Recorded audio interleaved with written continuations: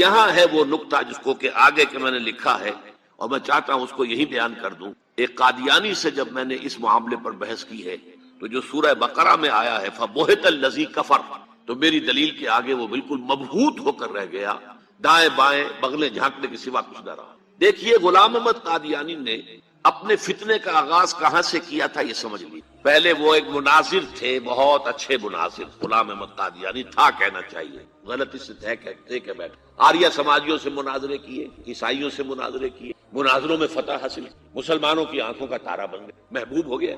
اس کے بعد اس نے ایک فتنہ چھوڑا، ایک شوشہ چھوڑا. نبوت اور وحی تو رحمت ہے، رحمت کیسے بند ہو سکتی ہے؟ وحی تو انسانوں کی ہدایت کے لیے ہے، انسان ختم نہیں ہوئے وحی کیسے ختم ہو جائے گی؟ دیکھیے بظاہر یہاں دلیل ہے، اٹ اپیئرز کنونسنگ، بات سمجھ میں آتی ہے. یہیں سے یہ حل مل جائے گا آپ کو. کیا وجہ ہے کہ بڑے بڑے اعلیٰ تعلیم یافتہ لوگ جو ہیں اس کا شکار بن گئے. دنیا میں ایک ہی مسلمان نام کا سائنسدان جو ہے وہ آیا ہے ٹاپ پر، وہ قادیانی. ایک ہی مسلمانوں کا نام رکھنے والا جو ہے وہ international court of justice Hague کا جو ہے جج بنا ہے، وہ کون؟ قادیانی. ڈاکٹرز قادیانی، انجینئرز قادیانی، بڑے بڑے. یہ کیوں؟ یہ بات ایسی تھی کہ جو بظاہر دل کو اپیل کر، کہ جب حضرت آدم سے کہا تھا اما یاتینکم منی ھدی فمن تبع ھدایا فلا خوف علیہم ولا هم یحزنون، انسانوں کی ہدایت کے لیے وحی کا راستہ کھولا گیا. ابھی انسان ختم نہیں ہوئے، وحی کا کیسے دروازہ بند ہو جائے گا؟ اجرائے وحی کا پہلے شوشہ چھوڑا، اور جب وحی جاری ہے تو نبوت جاری ہے، لہذا پھر آخر میں آ کے نبوت کا دعویٰ کر دیا. اس نے ایک مسئلہ اور استعمال کیا. یہ اصل میں چالاک اور ہوشیار لوگوں کے معاملات ہوتے ہیں. عوام الناس کی نفسیات کو متاثر کرنے کے لیے ایک اور شوشہ چھوڑ. دیکھو یہ کیسے ہو سکتا ہے؟ ہمارے نبی حضرت محمد صلی اللہ علیہ وسلم وہ فوت بھی ہو گئے، دفن بھی ہو گئے، زیر زمین دفن ہے، اور عیسیٰ ابن مریم وہ آسمان پر اٹھا دیے گئے، وہ آسمان پر ہے. کیسے ہو سکتا؟ اب عام مسلمان کے لیے اس میں تو گویا کہ ثابت ہوا کہ حضرت عیسیٰ ابن مریم جو ہے وہ افضل ہو گئے محمد سے صلی اللہ علیہ وسلم. یہ ہیں وہ چیزیں کہ جن سے حالانکہ افضلیت کا اس سے کوئی تعلق نہیں. اصحاب کہف اگر 300 برس تک سوتے رہے تو اس میں کون سی افضلیت ہو گئی؟ کوئی افضلیت کا سوال نہیں. اس اعتبار سے حضرت عزیر کو اگر 100 برس تک مردہ رکھ کر اللہ نے دوبارہ زندہ کر دیا، کون سی افضلیت اس میں ہو جائے گی؟ اللہ کی قدرت ہے، اللہ کر سکتے. لیکن عام آدمی کو اپیل کرنے والی باتیں ہیں، لہذا اس نے شوشہ چھوڑا کہ نہیں یہ غلط ہے، یہ مولویوں کے ڈھکوسلے ہیں، یہ قرآن مجید میں صراحت کے ساتھ نہیں ہے، یہ حدیثوں کے اندر ہے، حدیثوں کے بارے میں جو ہے وہ ہم اطمینان نہیں کر سکتے کہ حضرت مسیح جو ہے وہ سولی نہیں چڑھائے گئے. وہ سولی چڑھائے گئے، وہ فوت نہیں ہوئے، البتہ زخمی ہو کر وہاں سے اتار لیے گئے تھے. پھر ان کا علاج معالجہ ہو گیا، پھر وہ علاقہ چھوڑ کر کشمیر میں آ گئے، یہاں آ کر ان کا انتقال ہو گیا، یہاں دفن ہوئے، یہاں کشمیر میں ان کی قبر بھی بہت. یہ دو ایشو ہیں جو اس شخص نے اٹھائے، اور اس سے عوام الناس جو ہیں جن کے اندر کے علم کی پختگی نہیں تھی، یا جذباتی طور پر آپ انہیں متاثر کر سکتے ہیں، یا جیسا کہ میں نے پہلی بات کہی تھی اس میں تو یقیناً ایک وزن کی بات نظر آتی ہے کہ یہ رحمت ہے، وہی رحمت ہے، نبوت رحمت ہے. اللہ کی رحمت بند ہو جائے گی کیسے؟ اب اس کا جواب ہے یہاں. میں نے اس قادیانی سے کہا کہ مجھے یہ بتاؤ کہ کیا تم یہ مانتے ہو کہ اللہ کی ہدایت قرآن میں کامل ہو گئی؟ انہوں نے کہا ہاں ہم مانتے ہیں ہدایت کامل ہو گئی. میں نے کہا کیا تم یہ مانتے ہو کہ قرآن محفوظ ہے، اس میں تحریف نہیں ہوئی؟ کہ ہاں مانتے ہیں قرآن محفوظ ہے، اس میں تحریف نہیں ہوئی. پھر میں نے کہا مجھے منطقی وجہ بتاؤ، پھر اس وحی کی کھڑکی کو کھلے رکھنے کا فائدہ کیا ہے؟ وہاں سے جو آنا تھا جو مکمل ہو گیا قرآن. ہاں قرآن میں اگر تحریف ہو جاتی، اس کی حفاظت کا ذمہ نہ لیا گیا ہوتا تو کسی نبی کی ضرورت تھی کہ جو آ کے اس کی تصحیح کرتا کہ یہ بات یوں نہیں، یوں یہ غلطی کر دی گئی ہے، ورنہ حقیقت یوں تھی. منطقی اعتبار سے ایک حاجت، ایک جواز پیدا ہوتا ہے اس وحی کے جاری رہنے کا اور نبوت کے جاری رہنے کا، بشرطے کہ ان دو باتوں میں سے کسی ایک کو مانو. یا تو یہ کہو کہ ہدایت قرآن میں مکمل نہیں ہوئی، اور یا کہو ہو تو گئی تھی لیکن قرآن جو ہے گم ہو گیا، قرآن کے اندر تحریف ہو گئی، وہ اصل قرآن نہیں. یہ دونوں باتیں نہیں مانتے تو مجھے بتاؤ عقلی اعتبار سے، منطقی اعتبار سے کہاں کوئی جواز پیدا ہوتا ہے اس کھڑکی کو کھلے رکھ دے. فَبُہِتَ الَّذِي كَفَرَ، جیسا کہ میں نے پہلے آپ کو بتایا بالکل مبہوت ہو گیا کہ واقعتاً آپ کی دلیل بہت مضبوط. تو یہ پہلی بات ہوئی. پہلا مظہر نبوت کی تکمیل کا کیا ہے کہ وہ ہدایت، فلسفیانہ ہدایت، ایمان کی ہدایت، فکری اور نظری ہدایت جو اللہ تعالیٰ نے انسانوں کو دینی تھی وہ قرآن میں مکمل ہو گئی. دوسرے دین حق دیا گیا، اور دین حق کی بھی تکمیل ہوئی ہے محمد الرسول اللہ پر صلی اللہ علیہ وسلم. اس کی آیت تو میں پہلے ہی آپ کو سنا چکا ہوں. الیوم اکملت لکم دینکم واتممت علیکم نعمتی ورضیت لکم الاسلام دینا. لیکن اس کے بھی پس منظر کو سمجھ لیجئے. جیسے انسان کے ذہنی ارتقاء کے مراحل آئے ہیں، فلسفیانہ شعور میں ترقی ہوئی ہے، اور ہوتے ہوتے وہ اپنے بلوغ کو پہنچا ہے، میچورٹی کو پہنچا، ایسے ہی انسان کے اندر تمدنی طور پر ارتقاء ہوا. ایک دور وہ تھا تو میں نے آپ سے بتایا کہ قدر جو ہے، ایک تو اسی سے لفظ قدرت بنا ہے، اور نمبر دو اسی سے کسی شے کی، اور پھر اسی کے معنی ہے اندازہ مقرر کرنا، کسی شے کا اندازہ. یہ قدر ہے. اللہ نے ہر چیز کا ایک اندازہ مقرر کر دیا ہے. اور قدر مقادیر، مشکات شریف میں ایک پورا باب ہے ایمان بالقدر کا عنوان ہے. تو پہلی حدیث کیا ہے؟ مسلم شریف کی روایت ہے، عبداللہ ابن عمرو بن العاص رضی اللہ تعالی عنہما. حضرت عمرو بن العاص جو بڑے سرداران قریش میں سے تھے، بڑے سیاستدان تھے اور بڑے بہادر انسان بھی. ان کے بیٹے ہیں عبداللہ. اور بڑی دلچسپی کی بات یہ، باپ اور بیٹے کی مزاج میں بود المشرق، وہ تھے جنگجو اور سیاستدان اور بڑے سرداروں میں سے. یہ تھے انتہائی زاہد و عابد، انتہائی زاہد. انہی کے بارے میں آتا ہے پوری رات کھڑے رہتے تھے نوافل، اور ہر روز روزہ رکھتے تھے. اس پر حضور نے یوں کہنا چاہیے کہ ڈانٹ کے آپ کو اطلاع ہوئی، آپ نے بلایا، یا عبداللہ اولم اخبر انک تقوم اللیل وتصوم النہار تصوم الدہر. کیا مجھے یہ خبر نہیں دی گئی ہے؟ یعنی مجھے یہ خبر ملی ہے کہ تم پوری رات کھڑے رہتے ہو نماز پڑھو، تم ہر روز روزہ رکھتے. اب کیا کریں؟ بلا یار، جھوٹ بولنے کا تو یار ہے وہ بھی نہیں سکتا. فرمایا لا تفعل، سخت. وہ عبداللہ ابن عمرو بن العاص رضی اللہ تعالی عنہما اس کے راوی ہیں. قال رسول اللہ صلی اللہ علیہ وسلم كتب اللہ مقادیر الخلائق قبل ان يخلق السماوات والارض ب50,000. اللہ تعالیٰ نے مقداریں اور تقدیریں، ابھی دو الفاظ میں بولوں گا تاکہ آپ معین کر دی تھی، لکھ دی آسمانوں اور زمین کی تخلیق سے 50,000 سال. یہ ہے قدر. ہر چیز کی ایک تقدیر جو ہے وہ معین. اب آئیے اس میں کتاب سے مراد کیا ہے؟ جو آیت میں نے دوسرے نمبر پر پڑھی آج سورہ حدید کی، ما اصاب بمصیبت فی الارض ولا فی الا فی کتاب من قبل. کتاب سے مراد کیا؟ نہیں پڑتی تم پر کوئی مصیبت، کوئی تکلیف، نہ زمین میں نہ تمہاری جانوں میں. زمین میں سیلاب کا آ جانا، زلزلے کا آ جانا، اور اس طرح کی عمومی ہلاکت کا آ جانا، تکلیف کا آ جانا. تمہاری جان میں اچانک جو ہے تشخیص ہو گیا کینسر ہے، اچھے بنے تھے، ٹھیک ٹھاک چل رہے تھے، تو معمولی سی تکلیف ہوئی، انویسٹیگیشن کیا ہوا تو کینسر ہے اور وہ کافی بڑھ چکی. لیکن جو شے بھی آتی ہے، چاہے تمہاری جان پر آئے چاہے زمین پر آئے، وہ ایک کتاب میں لکھی ہوئی موجود ہے اس سے پہلے کہ ہم اسے ظاہر آئے. یہ تمہیں مشکل نظر آئے گا، ان ذالک علی اللہ یسیر. یہ اللہ پر بہت آسان، بہت اللہ کا علم کامل. تو معلوم ایک بات جان لیجئے کہ حقیقت کتاب سے مراد اللہ کا علم قدیم ہے. اللہ کا علم حادث نہیں ہے، معاذ اللہ ثم معاذ اللہ، کہ کوئی شے ہوئی تو اس کے علم میں آئی. یہ ہمارے ہاں بعض گمراہ فرقوں کا عقیدہ ہے، اسے بدع کہتے ہیں کہ اللہ کے علم میں بدع بھی ہے، یعنی کسی واقعے کے ظہور کے بعد اس پر کسی شے کا بننا. معاذ اللہ ثم معاذ اللہ، یہ شان ہے. وہ تو عالم ما کان و ما یکون، جو بھی کچھ تھا اور رہا ہے آج تک ہمیشہ، اور جو بھی کچھ ہوگا اس علم میں. آنے واحد میں، آنے واحد، یہ آنے واحد کے لفظ کو اچھی طرح سے مجھے سب سے پہلے تجربہ ہوا تھا، یہ سن میرا خیال ہے کہ 67-68 کی بات ہے. میں نے پہلا ہفائی سفر کیا تھا لاہور سے. اس وقت فوکر چلتا تھا، فوکر فرینڈشپ، چھوٹا جہاز پہ چڑیا والا، اور کرایہ 90 روپے تھا نائٹ کا. آپ تصور. تو میں چونکہ مجھے جغرافی سے دلچسپی ہے اور فوکر زیادہ اونچا نہیں ہوتا، تو میں دیکھتا جا رہا تھا کھڑکی سے اس وقت ہم کہاں پہنچ گئے، اب کہاں پہنچ. اب جو روشنیاں نظر آ رہی ہیں شہر کی، یہ اکاڑے کی آ گئی، یہ ساہیوال کی آ گئی، یہ آگے اور آگے. ایک دم میں نے دیکھا کہ 3 شہروں کی روشنیاں بیک وقت ہیں، لودھرا، بہاولپور، سماسٹا.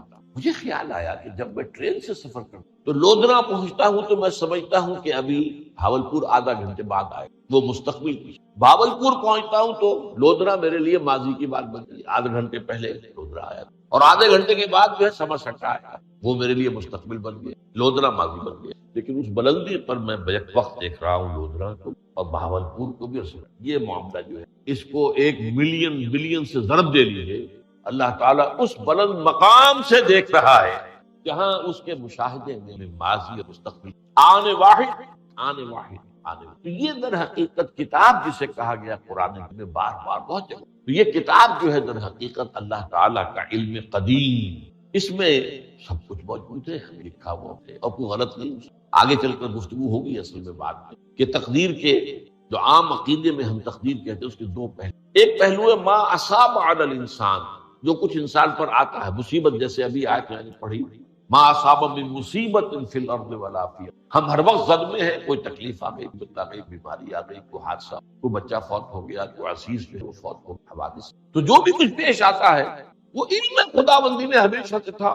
یہی وجہ ہے کہ ایک اور حدیث ہے ابن الدینمی سے، لمبی حدیث ہے وہ، لیکن اس کے اندر جو آخری ٹکڑا ہے وَتَعْلَمَ، یعنی انسان کے نجات کے لیے لازم ہے کہ یہ بات بھی تم جان لو، انما اصابک لم یکن لیخطئ وانما اخطاک لم یکن لیصیبک ولو مت علی غیر ھذا، اگر تم اس کے سوا کسی صورت پر ہوگے تو جہنم میں داخل ہو جاؤ گے، نہ دخل کر۔ یہ جان لو کہ جو چیز تم پر آئی وہ آنی ہی آنی تھی۔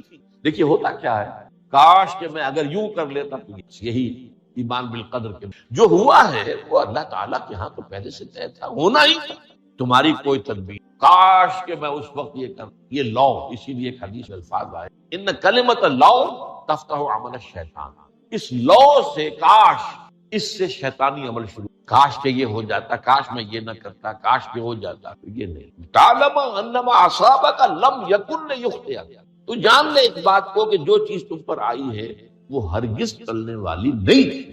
کوئی تدبیر تم کر لیتے، کوئی کسی وقت کوئی ہیلا کر لیتے، کوئی تم قدم اٹھا لیتے، کچھ بھی کر لیتے، وہ تو آنی ہی آتا۔ وما انما اخطاک، جو چیز تم سے چھوٹ گئی، رہ گئی، نہیں ملی، ایک ویکنسی ایڈورٹائز ہوئی تھی، آپ نے بھی درخواست دی، آپ کو نہیں ملی، اب آپ ہو کاش کہ میں نے فلاں سے سفارش کرا دی، بس گئے، تو جو چیز چھوٹ گئی ہے چھوٹ جانی ہی تھی، اس میں قطعاً جو ہے کوئی شکل، کوئی تدبیر، کوئی سفارش، کسی طرح کا کوئی بھی ہیلا، کوئی جو ہے اس پہ کار کرتا تھا۔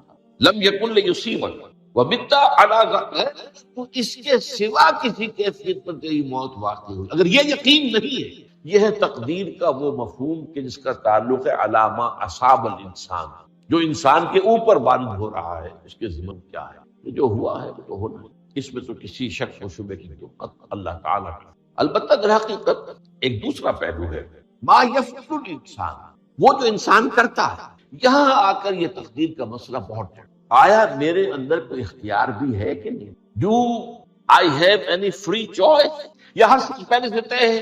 تقدیر کا ایک عام مفہوم یہ ہے، اور اس مفہوم میں بعض روایات بھی ہیں جو تائید کرتی ہیں ہر چیز پہلے سے، اور یہ جو حدیث ہم نے ابھی پڑھی ہے یہ گویا کہ اس کی ایک مثال ہے کہ وہ جو لکھ دیا گیا تھا، فرشتے نے لکھ دیا تھا، رحم مادر میں لکھ دیا تھا، شقی اور سعید، یہ بدبخت ہے یا سعادت مند ہے، تو ایک شخص پوری عمر نیکی کے کام کرتا رہا کرتا رہا کرتا رہا کرتا رہا، آخری وقت میں آ کر کوئی ایسا حادثہ پیش آ گیا کہ وہ اہل جہنم کے سے کام شروع کر دی اور جہنمی ہو گیا، یا ایک شخص ساری عمر جو ہے جہنمیوں کے سے کام کرتا ہے، آخر وقت میں آ کر کوئی ایسی توفیق ملی، کچھ ایسا معاملہ ہو گیا، توبہ کر لی اور اس نے جو ہے اہل جنت میں سے اعمال شروع، تو یہ جو ہے علامہ اصابک کا علیحدہ بات ہے، اور علامہ یفعل الانسان، انسان کیا کرتا ہے، اس میں قدرت کی، اور یہ ہمارے ہاں فلسفے کا بڑا مشکل ہے، اس کا نام ہے جبر و قدر۔